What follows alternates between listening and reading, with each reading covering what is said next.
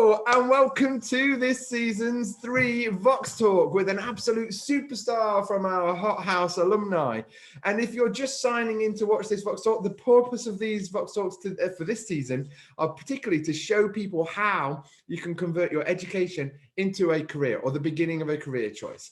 So if you're watching in the morning, afternoon or night, please remember to like the video and subscribe, and definitely share it with your friends. And mums and dads, if you're out there and you're watching, you're thinking, that sounds interesting, I'd like to know a bit more, send us a quick message and we'll make sure that we get that through to our special guest, and we'll see if we can get some answers for you. So today's special guest, she used to commute 3 hours a round trip to come to band. It's the lovely Miss Lucy Cartledge. Wow.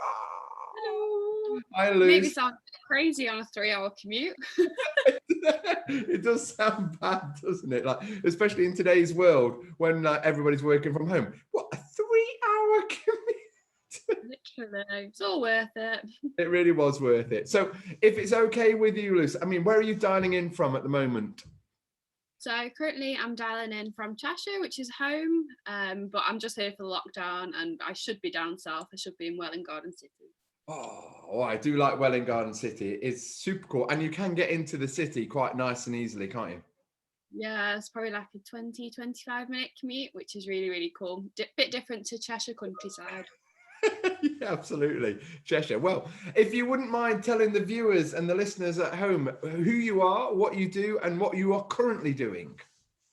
Cool, yeah. So I'll start with what I'm doing now. So I work for Tesco's in finance, and I'm on their graduate scheme. So while I'm working full time, I am doing my chartered accounting qualification. So Tesco's put you through that and are really supportive and everything. How I got there, I did maths at university. So that was pure maths, but alongside it, I did lots of music-y stuff. So I was MD for the jazz band then, big band, and also social secretary, and just throw myself into everything at uni. And then before that, I was at Fallabroom sixth form in Macclesfield. And this is where John was saying I was doing a 3-hour round trip to come to band. And that's how I met John and met everyone in Derby and absolutely loved it. Yeah, twice a week we'd do that 3-hour trip as well, you know. And then gigs. So sometimes got a few times. Absolutely. It sounds like that are you on a grad scheme, a grad sort of training scheme at the moment, or is it an internship? No, it's a grad. Yeah, it's a graduate scheme. So the way they do it is you're working full time. So it's just like a normal job really, but then they almost sponsor you to do your qualification at the same time. And the grad scheme's good because you get to do different rotations. So you get to see different parts of the work really. So which bit are you in at the moment? I know you said you're doing the chartered accountancy qualification, which is very cool and super useful. Do you get to see every aspect of the finance? Yeah, so Tesco's quite good that they start you in one role. So at the moment I'm in audit, and then you go on and you'll do something completely different. So you could be doing the planning, the budgets, you could be doing anything really. But because it's such a big company, you could get your teeth into almost whatever role you wanted. And they're quite good. They listen to you. So if you want to go into a certain area, they take that into account, which is really cool. How long do those rotations last? Are they what, half a year? So those rotations are 1 year each, and then it's a 3-year grad scheme. So you do 3 rotations and then in the big wide world.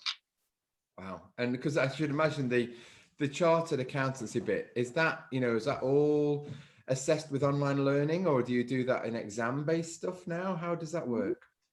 So it's actually really good, actually. The people that we do it with, so we have all our learning from something called BPP, and then they teach you online, so you can do online lectures. They provide you with the material and everything, which comes to your house, and then you can either do the exam online, so just in your bedroom, in an office, whatever, or you can do it and go to an exam centre. So it's really cool, really flexible, works around you, and yeah, it's good. It's working at the moment so far anyway.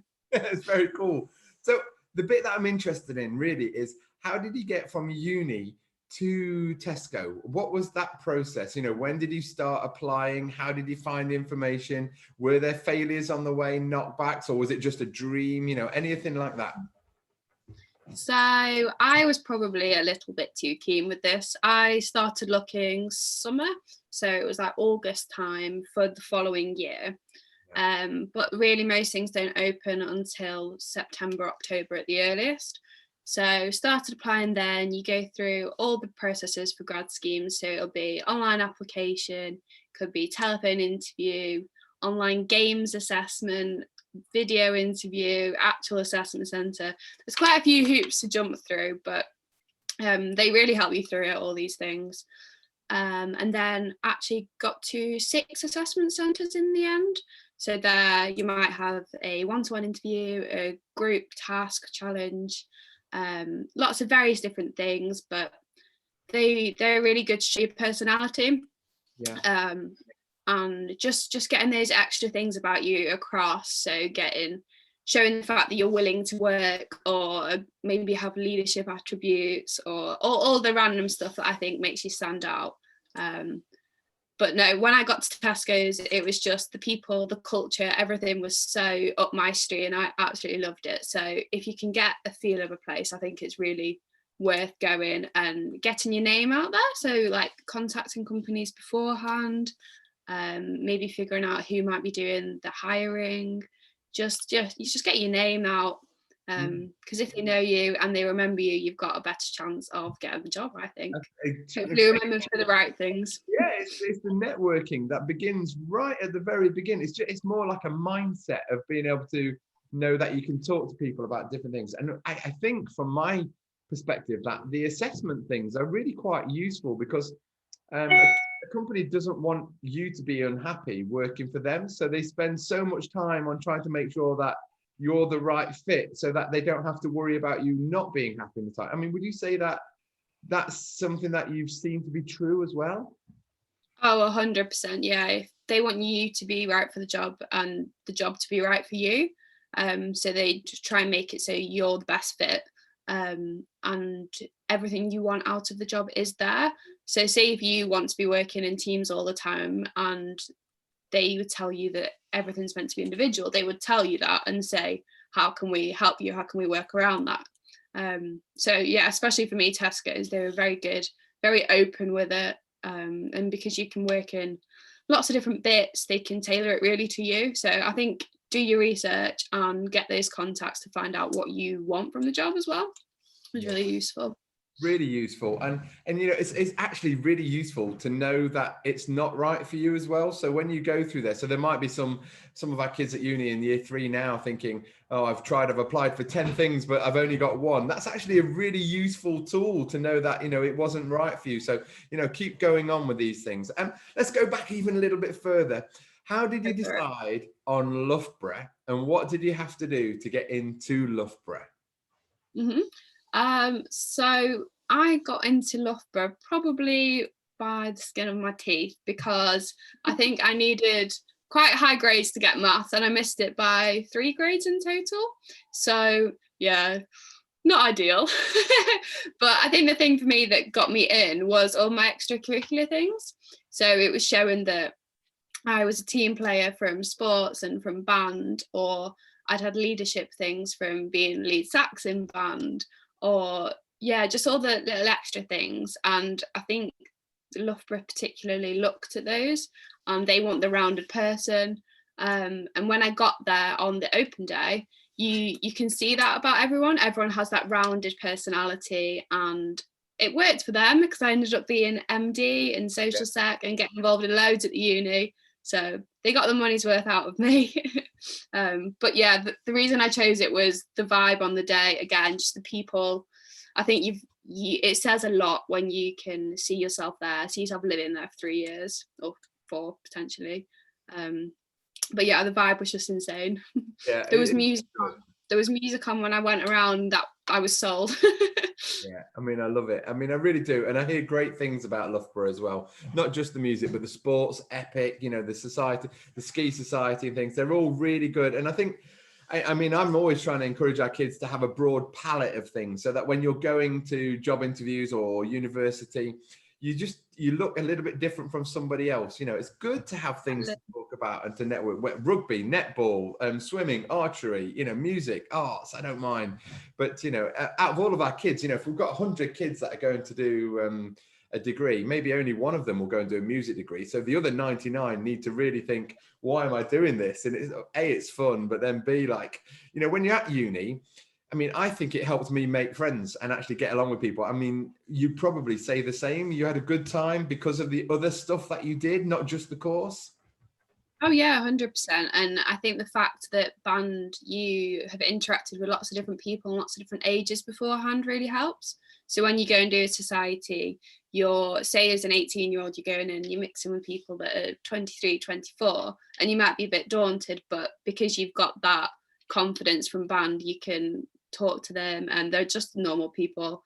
I think that really helps. And yeah, just having people from all walks of life was a good grounding for when you go to university. You know, it works for some people, doesn't it? Some people like Oxford, Cambridge, and some people like Warwick, some people like Loughborough. You know, they're all great, intelligent people with lots to bring to society. But I think finding the fit for you is kind of key in success and happiness, really. Before we start wrapping it up and thinking about music, have you got any particular aspirations for your future post Tesco? Are you thinking, I'm a Tesco man now, I'm going to work with Tesco for the next 15 years and be the FD by the time I get to 40? Or, you know, have you thought that far ahead? Or is it much more, you know, I'm just enjoying what I'm doing? Mine's not necessarily about the company, but for me, my aspiration is just to be managing people. So I want to climb that career ladder so I can be doing the leadership roles, doing the more working with people, but having that knowledge behind you to be able to do it. And then get a house along the way and all that kind of jazz. But no, career-wise, it's just managing people. And I love it at Tesco, so not planning on leaving anytime soon. No, I think it's very cool. And Tesco's are a super supportive employer, and their grad scheme is epic, you know. And I think really one of my personal missions is just more equality. You know, there are not enough girls that are making it to boardrooms and chief exec roles, and we need people who want to lead, you know, because I think it's proven by looking at people like Angela Merkel and you know, the New Zealand Prime Minister, that countries benefit from a really well balanced leadership. So you know, kudos to that. And very cool. Come on, let's finish it then.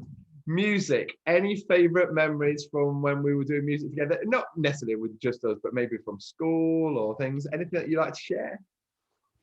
My favourite memories, without a doubt, was our tour to New York and New Orleans, because I did that in year 13, I believe. So that was just such a nice way to almost round off my hot house journey. And that was just wicked. So many different opportunities, whether that was ice skating under the Rockefeller at Christmas time, or trying different foods in New Orleans, or getting to perform against all odds. So I had like almost a feature piece, which was absolutely insane. Just, yeah, lots of different opportunities. And you talk to other kids and they've done absolutely nothing like that. So I'm so grateful. It's That's mad. my favourite.